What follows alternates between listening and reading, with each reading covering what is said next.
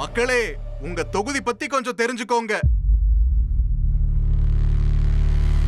ராணிப்பேட்டை சட்டப்பேரவை தொகுதி. ராணிப்பேட்டை மாவட்டத்தில் ராணிப்பேட்டை, வாலஜாப்பேட்டை, மேல்விஷாரம், அம்மூர் பகுதிகளை உள்ளடக்கின தொகுதி. சென்னை பெங்களூரு தேசிய நெடுஞ்சாலையில் அமைஞ்சிருக்க தொகுதி தொழில் வளர்ச்சிக்கு பெயர் போனதுன்னு சொல்லணும். இந்தியாவுக்கு அந்நிய செலாவணிய அதிகமா ஈட்டி கொடுக்கிற தொகுதின்னு ராணிப்பேட்டைய சொல்லலாம். தொழிற்சாலைகள் அமைஞ்சிருக்க இந்த தொகுதியில தொழில் சார்ந்த வேலை வாய்ப்பு முக்கியமா பார்க்கப்படுது. 2025 டிசம்பர் 19 SIR நிலவரப்படி தொகுதியில 1,14,480 ஆண் வாக்காளர்களும் 1,21,443 பெண் வாக்காளர்களும் 37 மூன்றாம் பாலின வாக்காளர்கள்னு மொத்தமா 2,35,960 வாக்காளர்கள் இருக்காங்க. தொகுதி தேர்தல் வரலாற்றுல அதிகபட்சமா திமுக 7 முறை ஜெயிச்சிருக்கு, அதிமுக 4 முறை ஜெயிச்சிருக்கு, காங்கிரஸ் 3 முறை வெற்றியை வசமாக்கி இருக்காங்க, முஸ்லிம் லீக் கட்சி 2 முறை ஜெயிச்சிருக்கு, சுயேட்சை ஒருவரும் வரலாற்றுல தொகுதியை வசமாக்கி இருக்காரு. இப்ப தமிழக நீர்வளத்துறை அமைச்சரா இருக்க துரைமுருகன் 1977, 1980 தேர்தல்களில் போட்டியிட்டு ஜெயிச்சிருந்தாரு. அப்புறமா அவர் காட்பாடி தொகுதிக்கு மாறிட்டாரு. இப்ப தொகுதி சிட்டிங் MLAவா இருக்கிற ஆர் காந்தி 1996 தேர்தல்ல ராணிப்பேட்டை தொகுதியில முதல் முறையா ஜெயிச்சாரு. 2001 வெற்றிய அதிமுகவிடம் பறிகொடுத்தவர். 2006 தொகுதியை மறுபடியும் பிடிச்சிட்டாரு. 2011 தொகுதியை அதிமுக வேட்பாளர்கிட்ட பறிகொடுத்தவர் மறுபடியும் 2016 மீண்டும் தொகுதியை தன்னோட வசமாக்கிட்டாரு. 2021 சட்டப்பேரவை தேர்தலையும் அங்கேயே போட்டியிட்டாரு. அவருக்கு எதிராக அதிமுக சுகுமார களமிறக்கினாங்க. தேர்தல் முடிவுல 1,03,291 வாக்குகளை பெற்ற ஆர் காந்தி ஜெயிச்சிருந்தாங்க. சுகுமாருக்கு 86,793 வாக்குகள் கிடைச்சிச்சு. 16,498 வாக்குகள் வித்தியாசத்துல அதிமுக வேட்பாளர் சுகுமார தோற்கடிச்ச ஆர் காந்தி இப்ப தமிழக அமைச்சரவையில இடம்பெற்றாரு. இப்ப தமிழக கைத்தறித்துறை அமைச்சரா இருக்காரு. அதோட அமைச்சரோட தொகுதி அப்படிங்கிற VIP அந்தஸ்தை பெற்றிருக்கக்கூடிய இந்த ராணிப்பேட்டை தொகுதியில யார் யார் மோத போறாங்க அப்படிங்கிற எதிர்பார்ப்பு அதிகமா தான் இருக்கு.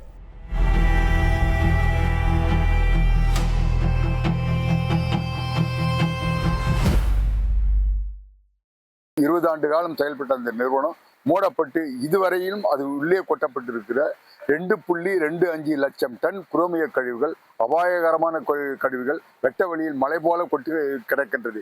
இந்த கழிவுகளை அகற்றுவதற்கான நடவடிக்கை இதுவரை எடுப்பதற்கு பதிலாக அவ்வப்போது ஆய்வுகள் நடத்தப்பட்டிருக்கிறதே தவிர இதற்காக செலவழிக்கப்பட்ட தொகையில் ஒரு பகுதியாவது இந்த பகுதியில் பாதிக்கப்பட்டிருக்க மக்களுக்கு, விவசாயிகளுக்கு கொடுத்திருந்தால் நலமாக இருந்திருக்கும்.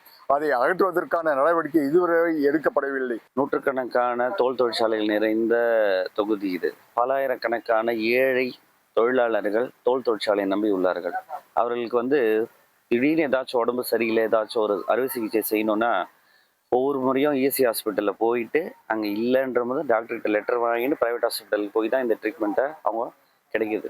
ஒரு 500 படுக்கை வசதி கொண்ட ESI மருத்துவமனை, அனைத்து வகையான அறுவை சிகிச்சை நிறைந்த ஒரு மருத்துவமனையை ஏழை மக்களுக்காக ராணிப்பேட்டை தொகுதி மக்களின் சார்பாக வேண்டி விரும்பி கேட்டுக்கொள்கிறேன். குடி தண்ணியே நல்லா இல்லைன்னா மக்கள் எப்படி இங்கே வாழ முடியுன்றத கம்ப்ளீட்டாக கண்டினியூவாக இத்தனை அரசியல்வாதிங்க மாறிட்டாங்க சார். ஆனாலும் இங்கே இருக்கிற குடித்தண்ணீர் பிரச்சனை இன்னும் அப்படியே தான் சார் இருக்குது. ராணிப்பேட்டை மாவட்டத்தில் 2 ஆறு இருக்குது சார். பொன்னையாறுன்னு ஒரு ஆறு இருக்குது, பாலாறுன்னு ஒரு ஆறு இருக்குது. ஒரு ஆறு இருந்தாலே அங்கே நிலத்தடி நீருக்கு பிரச்சனை இருக்காது. இங்கே இங்கே 2 ஆறு இருக்குது. 2 ஆறு இருந்தும் எங்களுக்கு நிலத்தடி நீருக்கு பிரச்சனை. ஏன் பிரச்சனைனா ராணிப்பேட்டை மாவட்டம் ஃபேக்ட்ரிங்க, தொழிற்சாலைங்க நிறைந்த ஒரு மாவட்டமாக இருக்குது சார். இங்கே இருக்கிற தொழிற்சாலைகளோட கழிவு நீர்கள் கிட்டத்தட்ட 30 வருஷத்துக்கு மேல கிரவுண்ட் வாட்டர்ல போய் கலந்துச்சுன்னா எப்படி சார் எங்களுக்கு ஒரு நல்ல குடித்தண்ணீர் கிடைக்கும்? ராணிப்பேட்டைக்கு ரயில் சேவை மீண்டும் தொடங்க பண்ணோம், பயணிகள் ரயில் சேவையும் தொடங்க பண்ணோம், சரக்கு ரயில் சேவையும் தொடங்க பண்ணோம் தான். என்னன்னா தினமும் குறைந்தது 500லேருந்து 1000 பேர் சென்னையை நோக்கி இந்த பக்கம் ஜோலார்பேட்டை வழியாக தினமும் பயணம் போறாங்க. ராணிப்பேட்டிலேருந்து அந்த வாலாஜா ரோடு ரயில் நிலையம் இருக்கிறது ஒரு 7-8 கிலோமீட்டர் இருக்கு. இதுக்கு அந்த குறிப்பிட்ட நேரத்தில் போகும்போது மொத்த ஜன குடும்பம் போக்குவரத்து நெரிசல் ஏற்படுது, விபத்துகள்லாம் ஏற்படுது. இதை தவிர்க்கணும்.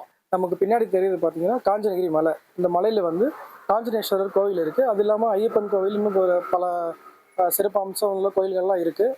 சுற்றுலாத்தலமாக மாற்றினாங்கன்னா மேலே வந்து போகிறவங்களுக்கு நல்லா வசதிகளுடன் கூடிய இன்னும் நல்லா சிறப்பாக இருக்கும். இது சுற்றி இருக்கிற ஊர் மக்களுக்கும் வந்து இது பயனுள்ளதாக இருக்கும். ஏகப்பட்ட ஹாஸ்பிட்டல் இருந்தாலும் அது எல்லாத்துக்குமே தலைமை ஹாஸ்பிட்டல் எதுனா வாலாஜா ஜிஹெச் தான். அந்த வாலாஜா ஜிஹெச்சில் மக்கள் வந்து ட்ரீட்மெண்ட்டுக்காக போகும்போது ஆக்சிடெண்ட்டில் வரவங்களா இருக்கட்டும், கர்ப்பிணி பெண்களாக இருக்கட்டும், நிறைய சம்மந்தப்பட்ட வியாதிகளால் நிறைய பேஷண்ட் வந்து ட்ரீட்மெண்ட்டுக்காக வராங்க. அந்த பேஷண்ட்டுகளுக்கு ட்ரீட்மெண்ட்டுக்கு போதுமான ஃபெசிலிட்டிஸு அந்த ஹாஸ்பிட்டலில் இல்லை.